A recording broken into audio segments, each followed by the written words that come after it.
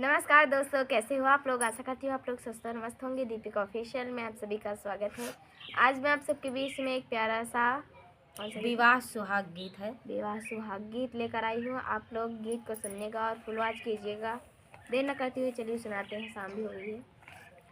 बहुत प्यारा गीत है दोस्तों, चलिए सुनाते हैं।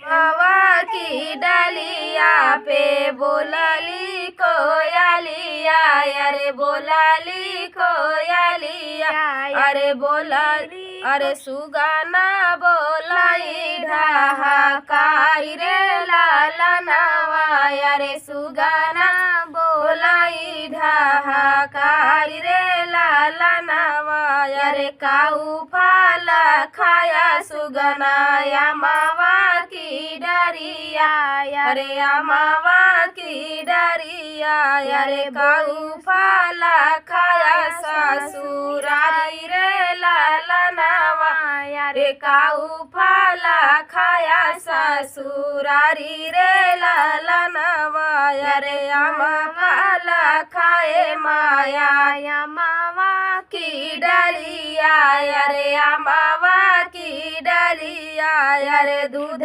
भात खाए ससुरारी रे लालनवा, अरे दूध भात खाए ससुरारी रे लालनवा, अरे रात गया बेटा तू ही ससुरारिया, अरे तू ही ससुरारिया, अरे सासू का की हाला बड़ाई रे लालनवा, अरे सासू का की हाला बड़ाई रे लालनवा, अरे नऊ मास कोखिया में रखले रे बेटा, अरे रखले रे बेटा, अरे सीनावा लगाई दूध पियाए रे लालनवा, अरे सीनावा लगाई दूध पियाए रे लालनवा,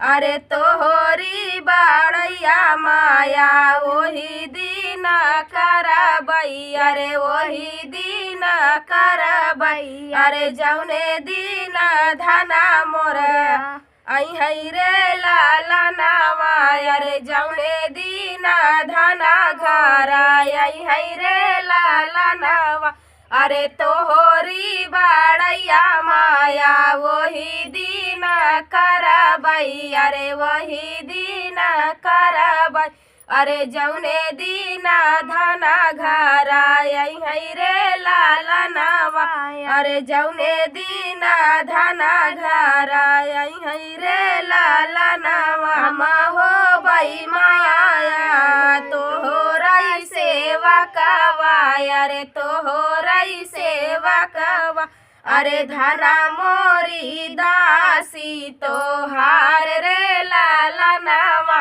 अरे धना मोरी दासी तोहार रे लालनवा, अरे हम हो बई माया तोहरई सेवा कवा, अरे तोहरई सेवा कवा, अरे धना मोरी दासी तोहार रे लालनवा, अरे धना मोरी दासी तोहार रे लालनवा, अरे अमवा की डलिया पे बोलली कोयलिया, अरे बोलली कोयलिया, अरे बोल, अरे सुगाना बोलाई ढाहाकारी रे लालनवा, अरे सुगाना बोलाई ढाहाकारी रे लालनवा।